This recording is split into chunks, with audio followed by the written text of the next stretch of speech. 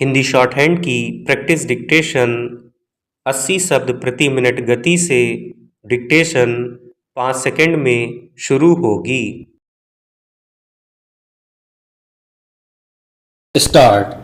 भारत शिक्षा के मामले में सदियों से अग्रणी रहा।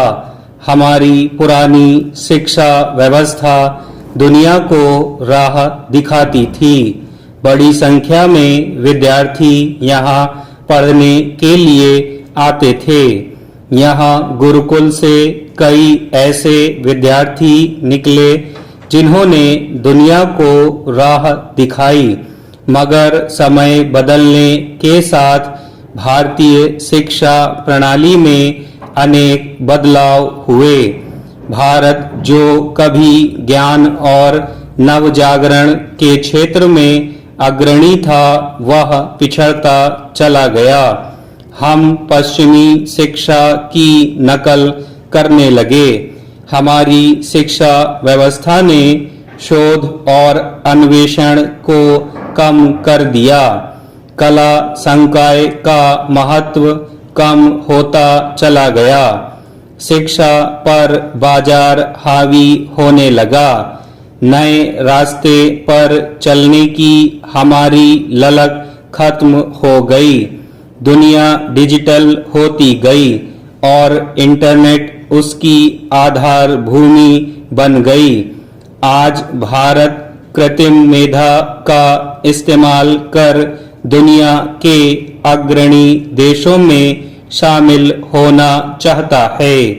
यह सच है कि ज्ञान के आकाश का कोई अंत नहीं, लेकिन भारत अगर सचमुच उस ऊंचाई को छूना चाहता है तो उसे शिक्षा व्यवस्था में बुनियादी परिवर्तन करने होंगे।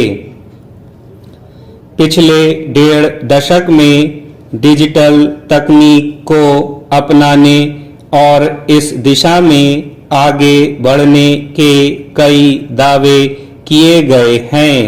भारत कृत्रिम मेधा का अगुवा बनने की कोशिश भी कर रहा है, लेकिन एक कमी रह गई। यह कमी संकल्प की। हम बेहतरीन शिक्षक तैयार नहीं कर पा रहे हैं। विद्वता बढ़ाने पर भी कोई जोर नहीं दिखता। इच्छा और आकांक्षा जरूर थी, लेकिन अध्यापकों की प्रतिबद्धता में बदलाव नहीं आया। विद्यार्थी उपलब्धियां हासिल करने को ही लक्ष्य मान बैठे। नतीजा यह कि मेहनत और अन्वेषण कर आगे जाने का उत्साह कम पड़ता चला गया। यही कारण है कि हमारी शिक्षा व्यवस्था धीरे धीरे पिछड़ती चली गई। बच्चों को पढ़ाने में शिक्षक भी इसलिए पिछड़े क्योंकि उन्होंने खुद को अद्यतन नहीं किया। नतीजा यह कि हमारे विद्यार्थी समय के साथ आगे नहीं बढ़े। डिजिटल में सहज होने के क्रम में हम कागज कलम से दूर हो गए। इसी के साथ हम अपनी पुस्तक संस्कृति भी भूल गए। मोबाइल फोन पर ही कक्षाएं लगने लगी।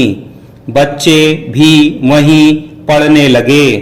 किताबें कोने में धरी रह गईं। डिग्रियां पाने और सार्वजनिक प्रतियोगिताओं में सफलता प्राप्त करने की होड़ शुरू हो गई। इसके परिणाम स्वरूप शिक्षा का असली उद्देश्य पीछे रह गया। प्रवेश परीक्षाओं में गड़बड़ी कोई नई बात नहीं है। यह काफी समय से हो रही है।